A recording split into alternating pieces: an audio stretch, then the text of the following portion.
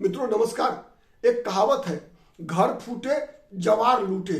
ठीक है, घर फूटे जवार लूटे मतलब आज आप सभी ने देखा होगा अलग अलग अखबारों में सुभाष यादव का बयान। सुभाष यादव मतलब तेजस्वी प्रसाद यादव और तेज प्रताप यादव के मामा।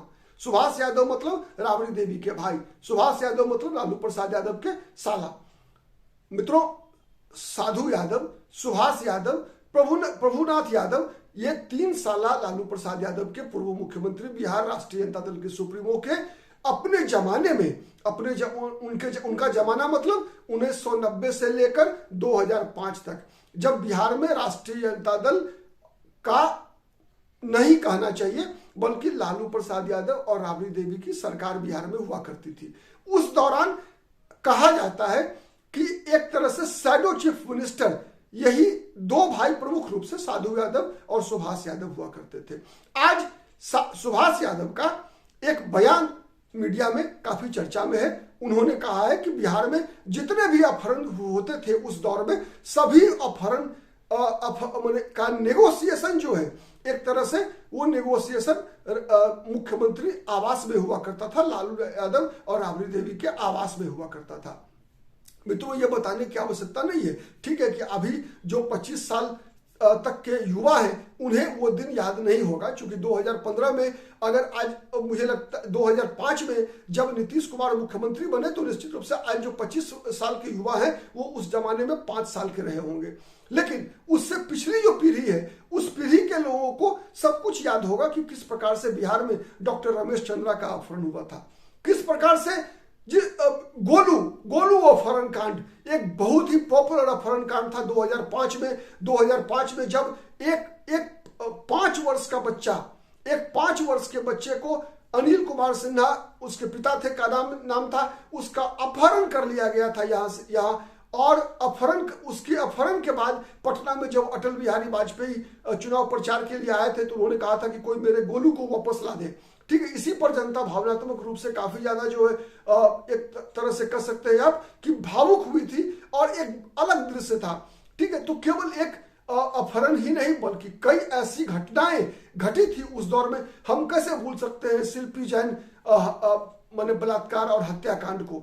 शिल्पी जैन की हत्या जो है एक उस जमाने में कह सकते हैं कि पूरे देश भर में चर्चित हुई थी। किस प्रकार से एक युवती के साथ दुर्व्यवहार के बाद उसकी हत्या उसकी गाड़ी में ही कर दी गई थी, उसके बॉयफ्रेंड के साथ कर दिया गया था। ठीक है, हम कैसे भूल सकते हैं चंपा विश्वास जो कि एक आईएएस ऑफिसर की पत्नी थी। आप अनुमान लगाइए, एक दलित आईएएस ऑफिसर की पत्नी थी चंपा विश्वास, और उस चंपा विश्वास के साथ एक विधायक का बेटा, राष्ट्रीय जनता दल के विधायक का बेटा सालों तक बलात्कार करता रहा। न केवल चंपा विश्वास के साथ बल्कि उनकी बूढ़ी मां के साथ भी बलात्कार किया गया। ठीक है, तो इस प्रकार के वो दिन थे जिस दिन से बिहार को बहुत ही एक तरह से मुक्ति मिली 2005 में जब नीतीश कुमार की सरकार बनी। ठीक है, और आप कह सकते हैं उस दौर में न केवल इस प्रकार की घटनाएं, चंपा विश्वास बलात्कार कांड, शिल्पी जैन हत्याकांड, गोलू अपहरण कांड, डॉक्टर रमेश चंद्रा की हत्या अपहरण कांड ही नहीं हुए थे बल्कि कई डॉक्टर्स की हत्या कर दी गई थी रैंसम के लिए। ठीक है, कई शिक्षक, पटना विश्वविद्यालय के शिक्षकों की हत्या दिन दहाड़े कर दी गई थी, कई व्यवसायियों की हत्या दिन दहाड़े कर दी जाती थी। ठीक है, और इसके लिए कोई सुनवाई नहीं थी, कोई सरकार सुनने को तैयार नहीं थी। कई पटना की स्थिति यह हुआ करती थी, पटना ही नहीं बल्कि बिहार के लगभग प्रायः हर जगह की स्थिति हुआ करती थी। कोई भी व्यक्ति अगर अपना घर बनाने का प्रयास करता था तो सबसे पहले स्थानीय रंगदारों को उसका एक तरह से लेवी देना होता था, रंगदारी टैक्स देना होता था। आपके साथ कोई घटना घटने पर, कोई दुर्घटना घटने पर आप थाना जाकर काम नहीं करवा सकते थे, बल्कि आपको उस काम को करवाने के लिए आपको किसी भी प्रकार की मदद की आवश्यकता होती तो उस समय में राष्ट्रीय जनता दल के किसी नेता से ही आप वो काम करवा सकते थे। ठीक है,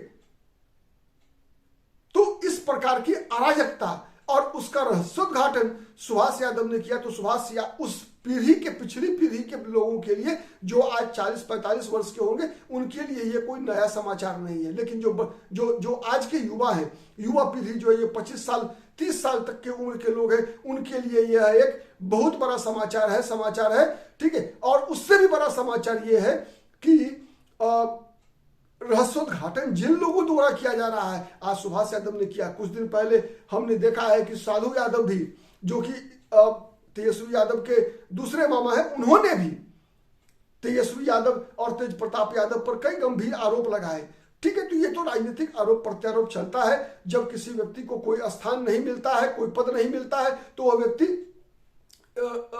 उस व्यक्ति के लिए उस पार्टी का नेता खलनायक हो जाता है। तो ये बात सही है कि सुभाष यादव के लिए आज लालू यादव या राबड़ी देवी या तेजस्वी तेज प्रताप यादव ये खलनायक है।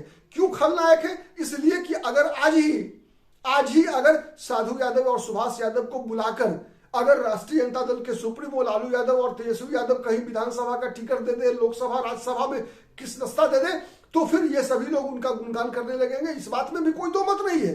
लेकिन कहावत है, खिसियानी बिल्ली खंबा नोचे।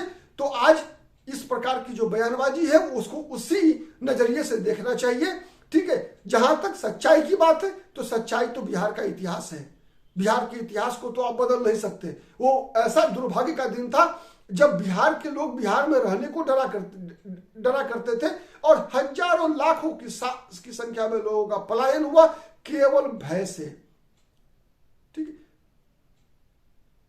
और जब नीतीश कुमार बिहार के मुख्यमंत्री बने तो 2005 से 2010 का शासनकाल बिहार के लिए स्वर्ण युग के रूप में लेकर आया। और उसी स्वर्ण युग का आप कह सकते हैं कि एहसास के बाद बिहार थोड़ा सा कह सकते हैं कि रहने लायक तो बना, ठीक है। तो सुभाष यादव की बात को कम से कम पिछली पीढ़ी के लोग तो जानते ही हैं, उसमें कुछ नया नहीं है। नया यह है कि अब घर की बातें सड़क पे आ रही है। साधु यादव और सुभाष यादव ये बात कह रहे हैं, तो ये एक समाचार है। बहुत बहुत धन्यवाद, नमस्कार।